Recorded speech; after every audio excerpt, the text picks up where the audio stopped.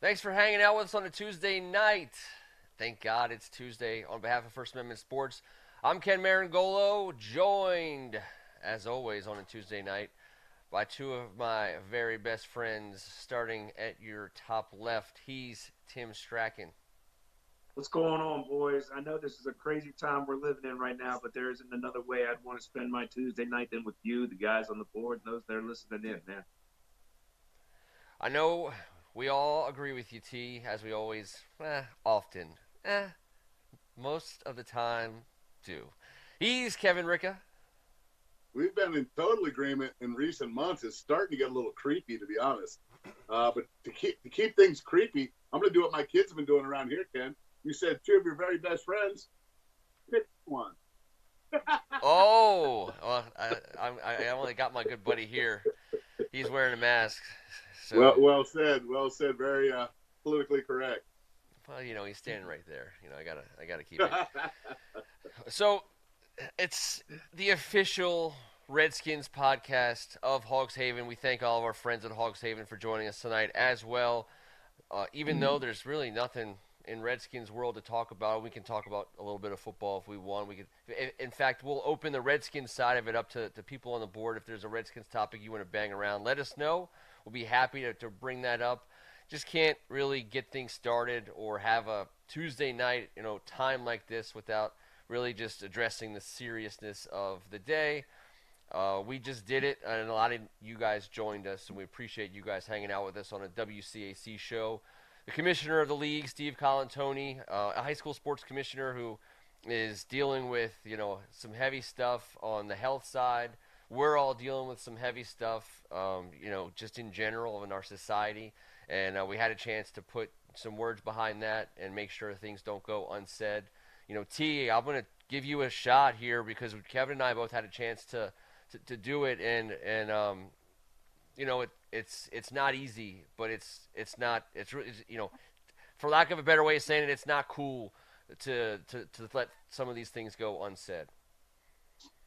No, the coronavirus aside, because we've been dealing with it for a long time. The topic at hand right now is George Floyd, the unrest that's going on out there. Look, I'm in no position to speak directly on that. Given my experience being a white guy from white suburbia, I haven't experienced any of those experiences. But I'll tell you this: I don't have an answer. Um, but I wore this shirt for a reason. I usually wear this shirt as a joke, especially an inside joke with our good friend George Gareda. But I wore this on purpose um, because when it comes to this topic, we all need to wear this shirt and remind ourselves that we're all kind of a big deal in this whole thing.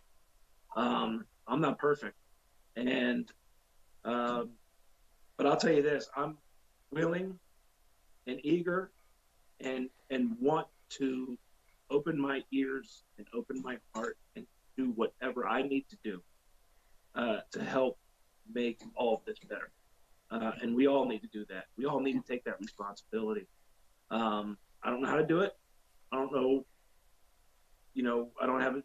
Like Steve said, there's no magic wand for this type of thing. But that's what I'm going to do. I'm going to do what I can do. Teach my kids. Talk with you guys. Try to figure out ways we can use this platform as a way to help um, get us to where we should be going on the right path. Yeah, I mean, Kevin, we did have a chance to hear from some folks throughout the day and night, and again, it's important that step one, T, is being willing to listen first and foremost. I mean, obviously, our experience is different, and so being open and willing to be part of the conversation, being on the listening end of the conversation, up front. That's a huge step, a huge part of it, and um, it's kind of, I don't know. Sometimes it's a little depressing that simple thing escapes so many people. So, and it's even sadder that something terrible like what happened to George Floyd and what happens to so many people like George Floyd has to happen before people really wake up to that. So, I know there's a lot of senselessness going on out there, but there's a whole lot of hurt and there's a whole lot of people that are practicing You know, you see it right at the top corner of the screen. First Amendment sports, First Amendment, first words, the right of people to peaceably assemble, redress, ask for redress, present their grievances to the government. That's what people are doing right now. And the other thing I think that bothers me the most is everyone keeps saying, "Well, what do you want? You know, what is it that you want? You know, what is it that you want us to do? Or, as far as the government is concerned, as far as the people, that they want to stand up and grandstand and talk in front of microphones.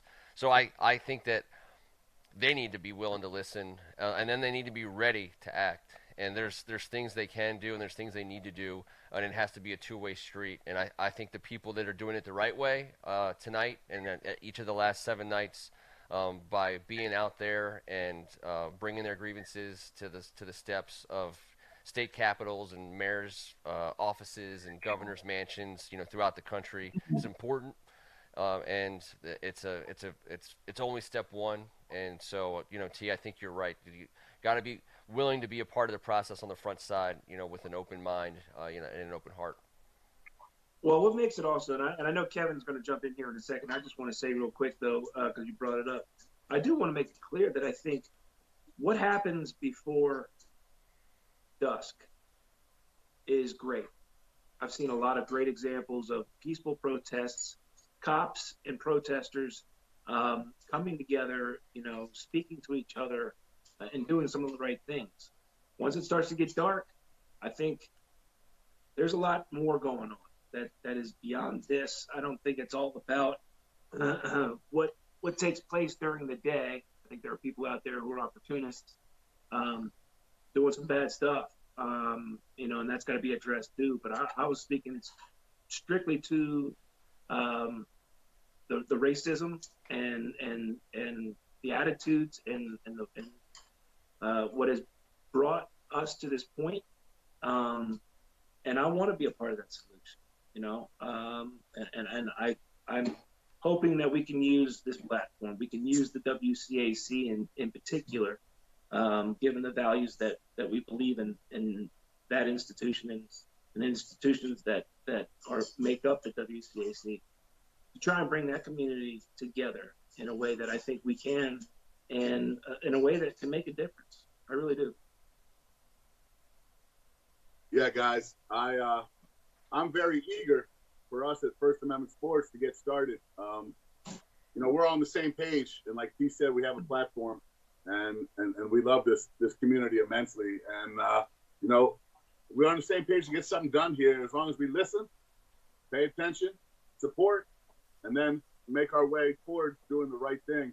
Talking with our kids is a big deal, and I know we're all on the same page there as well. So, hey, it's time to empathize, not blindly rationalize. And with you two, I know we can get some stuff done on our level and play a solid role on this squad that gets rid of hate in the country. I'm done with it. Do I look like Bruce Campbell? Eric Anderson said I look like Bruce Campbell. What is that? Bruce Campbell? I don't know. I think he's an actor. I don't know. And maybe is the off kilter headphones? If I was to go this route, would that change things? I don't know. I always get the weird reference. Is it because of without the mustache or with the shadow? It was a sad. I can't help you. Okay, all right. I'm just trying to be responsive here. I want to say welcome to AGH and Greg Martin and Eric Anderson, Aaron. Also, we want to make sure we looking out for our good friend James. I know we people have been checking on him. I haven't heard from him in a few days. I hope he's okay. I hope he's feeling better. I hope AGH's mom is doing okay. We got a lot of family here to take care of and look after. So certainly, that's part of what we do on Tuesday nights. Also, try to have some fun.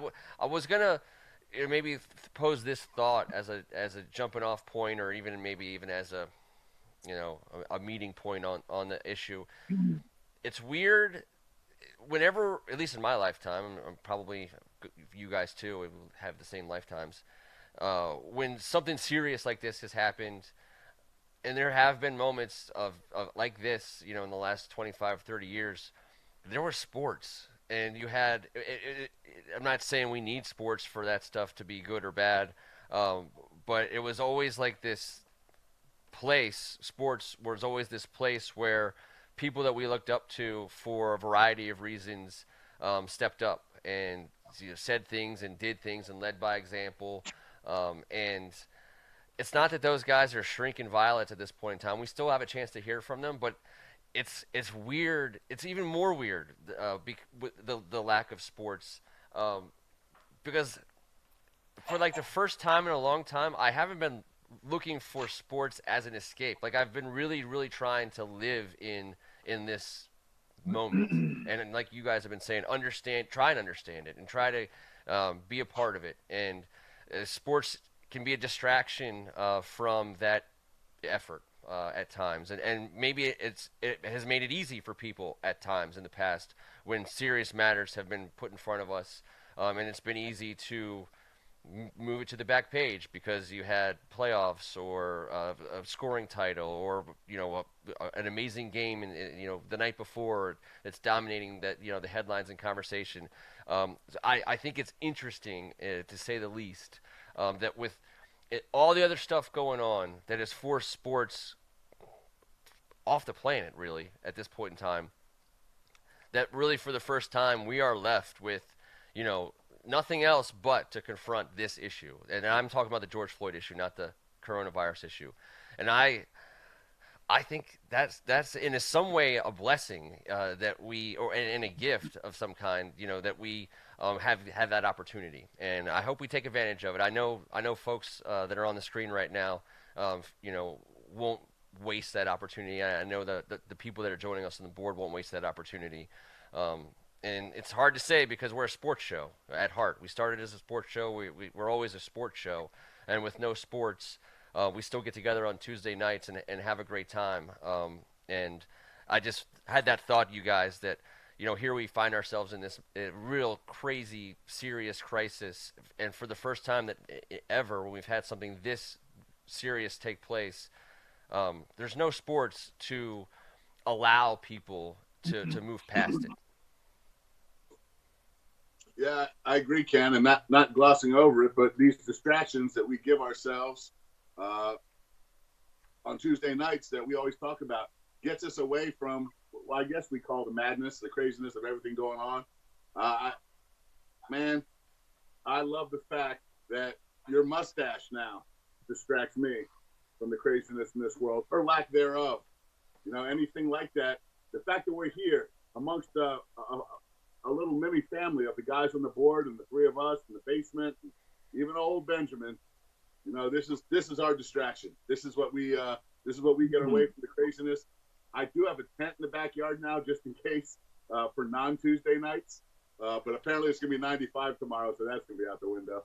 But it does. It has made us focus in. It's what we've been. If you open up social media, the TV, and you get to research both points of view and really ingratiate yourself into it. And that might not be the case if there was 14 baseball games on every night and they were in the midst of NBA and NHL playoffs and we're heading towards the craziest time. It might be a little bit on the back burner. It never should be, but it certainly has been put to the forefront. I take your point for what it is. Yeah, sports are the thing in normal times that kind of just gives us something, to it's entertainment. It's for fun. It takes you away from the doldrums of every day. And then when there's incidents on a large scale like this, like 9/11, in the past, where sports have helped mend, because when you get back to sports, things seem a little bit more normal. And I think that sports plays a big role in that respect. Without it right now, you're right, Ken, it's weird. But that doesn't mean that sports don't play a role. And I'm starting to see more and more people come out, and especially in the football context, since, we like to talk about the Redskins here. Sports is such a great analogy to what we need to get started on healing in this area. Sports is a great example of people from different backgrounds, different races, religions, whatever it may be, players, coaches, the whole organization, the whole program. They're great examples of of what we should all be and how we should all work. And I think the first one I saw was from the UConn football team, led by Coach Randy Edsel, who was at the MAPA, who I think, and I think he's a great man. I think he's good for young men, and it didn't surprise me. That was the first statement from a team. And then I saw one from Maryland as well, as a team wanted to come out and use themselves as an example of what we should all strive to be, because of the melting pot of the locker room and how they're working together for a common cause. There's a lot for us to learn in sports, and these kids are learning it, and they're teaching us. And Maryland's statement in particular didn't just say a statement. They said, in fact, we're going to do, and they're going to run a campaign. They're going to go out to neighborhoods. They're going to do a get out to vote initiative, and that's action by kids 18 to 22.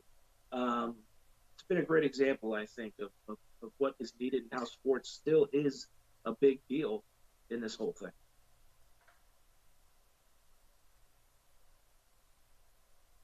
Sorry, Hey, Kevin. Ken.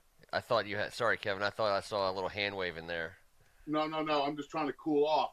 If you notice, I've gone burgundy over here. You I went have. from scarlet to burgundy, and we weren't even arguing.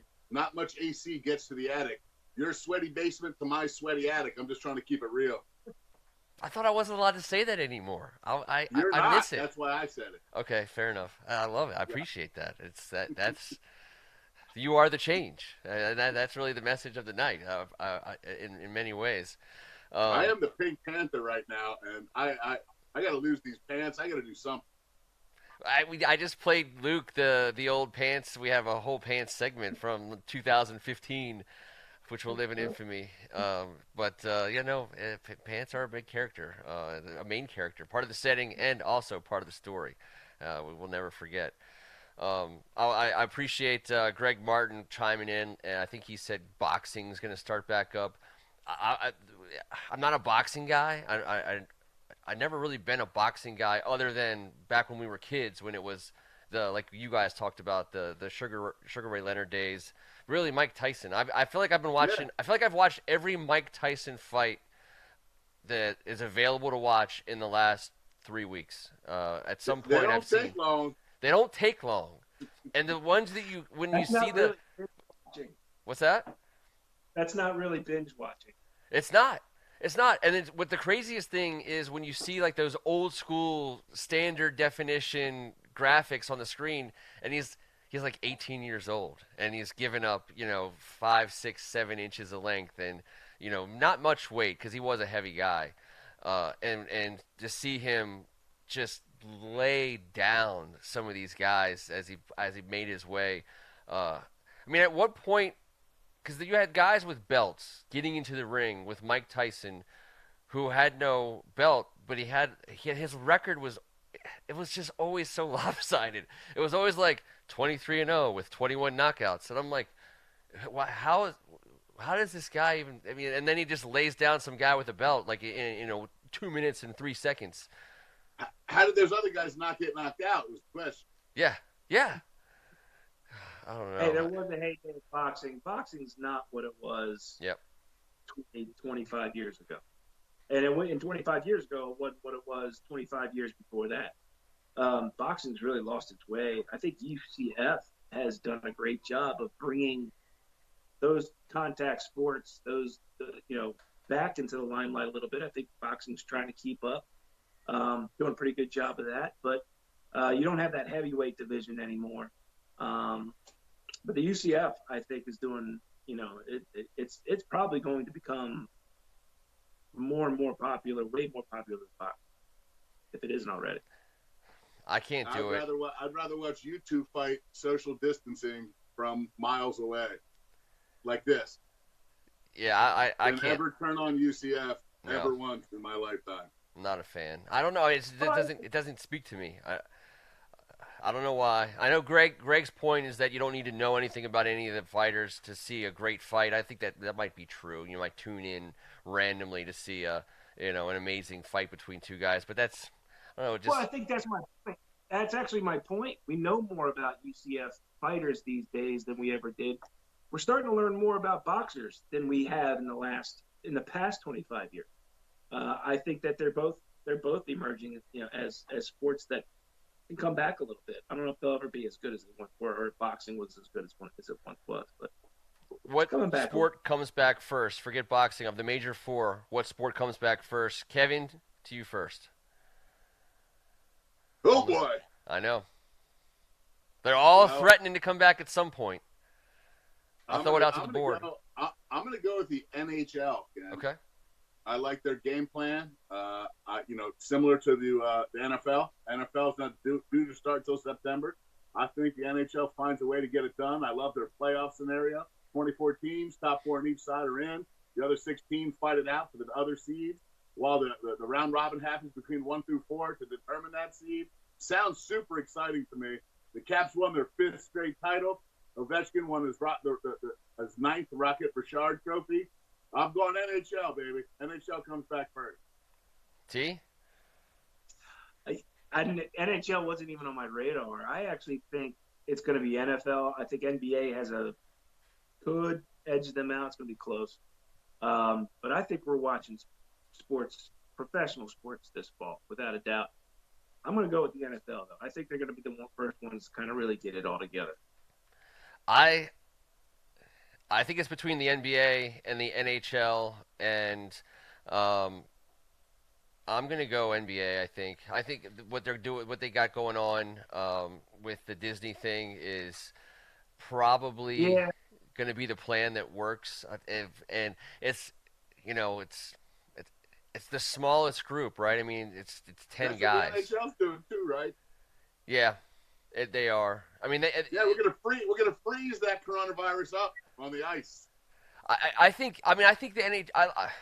As a Caps fan, I want the NHL back ASAP because our team is a legit title contender. I want them to have that chance. It's going to be fun. Everyone's well rested. The best team with the most rest. We will come back into that situation with as good a chance as any. But any momentum you had 5 months ago is almost like doesn't matter. But the thing about the NBA to me is that you only need 10 guys, per team. It's at the most, right? I mean, you can roll with a 6 or 7 man rotation, and it just seems to be like a little bit more self-contained. I don't think they're seriously considering. I have no problem whatsoever if they want to do some kind of play-in or whatever for teams that were on the edge. But if you look at the NBA standings, there wasn't a whole lot of guessing on who the best 8 teams were. And I think the NBA could make that call personally. And I think the players would probably be okay. I'm worried about baseball.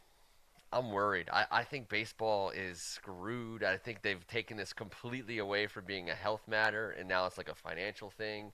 And I don't even know what to think. But I'm worried that we're not going to get baseball. Well, Ken, here's the only ones that don't have. Go ahead. Well, no, I was just saying, baseball guys are such creatures of habit. Their daily routine throughout 365 days a year is so, they're so dedicated to that exact routine. This has thrown them for a loop as players. Forget about all the bickering about money and all that. I'm talking about quality of product on the field. How do pitchers get ready? When do we give each other enough time? Do you long toss? Do you short toss? Are we tossing at all? I don't know. I know basketball, you have to be in a whole different amount of shape. So when these basketball guys come back, some guys have been shooting, some guys have been working out, but basketball shape is different. That product, I can't imagine, is at the tippy-top shape of things. Football is not until September. So you look at these NHL guys. These guys are machines. These guys have done this since they were 5 years old. I feel like these guys could come from all parts of the world, from the universe, reconvene, and put together a product instantly on the ice. And I like the game plan of only having 50 guys per franchise allowed into the rink at the same time from both sides, evenly dispersed off the bench. I think they have the best chance at it. They'll put the best product out the soonest. And I think those are guys, those hockey guys don't give a damn about much. Well, the thing about baseball that I was trying to think of, and I'm not that smart of a guy, but I know that in baseball there's a lot of folks from Latin America, South America, some of the island nations, And if you look at where coronavirus is starting to dig in, that's where it is, and it's sad and it's terrible to see and watch. And I'm wondering if that plays a part in MLB's return, because so many guys in the majors are from those places. It's not that it's done here in the United States by a long shot, but it's really ripping through Central and South America and some of those places. And so to me, I'm concerned that those guys aren't even thinking about baseball right now, nor should they be in most cases. So I guess Kevin, you probably made the best argument. I think the board probably believes your answer the most. Yes. Yes. Victory. You have won. You have won. When was the last time someone got to say that in 3 months? We won. We lost. Do you guys want to go out every day? Throw out to the board. I know T, you gave a good example of a college team that's doing some awesome positive stuff out there. If we want to share any other stories of athletes who have gotten it right, who have led by example and stepped up and said and done good things to lead us, Kevin. I would love to start off with my guy. I've been enamored with him since the day he started playing football. I've always loved my man Warwick Dunn. What a threat out of the backfield. The guy could throw the ball, but as a running back, he caught, blocked, ran. He was a stud at Florida State.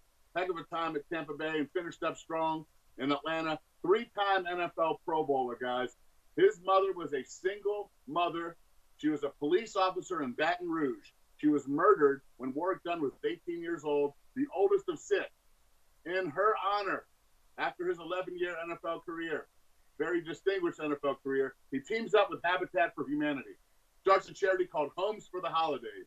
At this point in time, he has donated 173 homes to single-parent families in the South. I can't get enough of this guy and what he's done for humanity. I will sing his praises every chance I get. That's why I had to jump in. That's why I'm back to Burgundy face down here. Thank you, Warwick Dunn, for being a great American. Seeing if we got anybody on the board. Ken, I actually did a little bit of looking into this. I really was interested to see if we can come up with a great example. And I don't say a whole lot of positive about this guy, so I'm gonna go ahead and do it. LeBron James. I did a little research on him today about the school he started in Akron, Ohio, called I Promise. Right now, it's just 4th and 5th grade. It's paid for. They have everything they need, including meals, 3 times a day. The vision for the school is unbelievable. He wants to open it up from 1st to 8th. And here's a kicker. If you graduate high school, you have a full ride scholarship to college if you went through this program. Yeah, that's amazing. It's amazing. And you posed it to us on text as who gives back to their community more. This is Akron, Ohio, where he grew up, where his experiences were. And LeBron is actually, thankfully speaking up a little bit right now. And what we're seeing, and LeBron James is a guy, I'm not putting it on his shoulders, but I think he's a guy that can help be a conduit because of the fact that he's in the NBA. He is the best currently playing player in the NBA. He's recognizable. He can relate. I think that he and other athletes are going to do some things in the near coming months that are going to cause huge change, at least change in the right direction. And when I started doing a lot more reading about him today and the things that he does, even beyond the school, I promise, he does so much stuff, and he shares as well. There's so many other athletes: J.J. Watt, Mia Hamm, Yuna Kim. The list goes on. Cristiano Ronaldo. It is amazing what these people do. We don't give them enough credit until there's a situation like this. But just kudos to all them. And I thought LeBron is doing an unbelievable thing for his own community. It's awesome. Yeah. I think LeBron is getting some. I'm looking over at the board. I see LeBron's getting some board. Given the time that we live in, embrace it, Ken. Embrace the LeBron. No, I'm embracing the LeBron. I'm absolutely embracing the LeBron. But I feel like this is a great opportunity to to give Colin Kaepernick a second, third, and fourth look. I do. I understand the way that he became a lightning rod. I understand, that not everyone was on board with how he chose to speak. I know that's what we heard. I always had a real hard time watching someone try and tell me what he was trying to say when that wasn't what he was trying to say. And I always had a really hard time listening to people who didn't look like Colin Kaepernick try and convince the world that he hated our country and he hated our military and he wasn't for America because of what he did during the anthem. And I thought that people's efforts to bastardize his message was robbery. It was straight up robbery.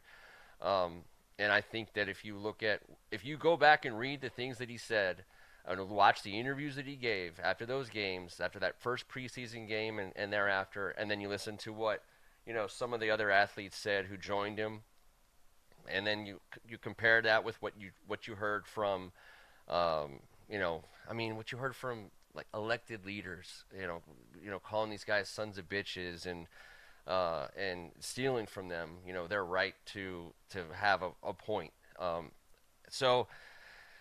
I think it's worth another look. It's worth some consideration to go back and try and understand, what he was doing. I think he made a huge difference. I really do. It cost him terribly in some way, in some very meaningful ways. As far as his career, he has paid a significant price. I think he was happy to do it. It sounds like he was content.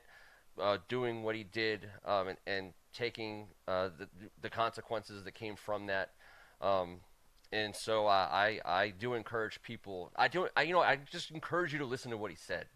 At least if you don't agree with what he did, at least listen to why he did it. Let him be the one to tell you why he did it, and tell me if it doesn't just ring so true. I mean, it just does. So I've been wrestling with that a lot over the last 4 or 5 days, especially, and I think I don't know. How about this? I just wish all the people who were so emotionally fired up about someone kneeling during an anthem would come back to me and be that fired up about someone kneeling on another guy's neck. I haven't heard that yet. Yep. I haven't heard people, express that same emotion to me. That got me at parties and got me in the parking lot at FedEx tailgates and got me.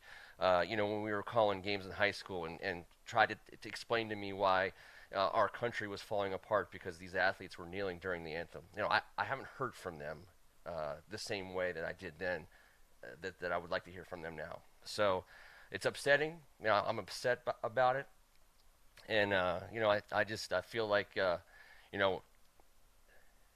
that part of it makes me super sad, and so let Colin Kaepernick give you strength all over again. I think he's capable of that, and I think his message it wears well.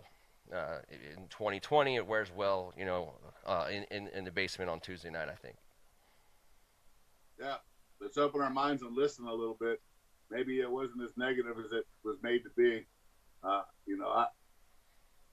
was in the middle on that. I didn't mind. I knew it was a peaceful protest. I didn't like that it was during the national anthem. But once I read more and learned more and educated myself and understood what he was doing with the local police force, how he was trying to bring about change in a peaceful manner, seems like we could use some of that these days. Yep. Yeah, I just think, I never had a problem with his cause. I thought his cause was great. But the way he chose to do it sparked or incited some emotions that swallowed his cause up completely. It was a narrative that just totally overtook it. And from my perspective, I thought his cause just got lost in the whole thing, and it really never got going because the discussion became about something else.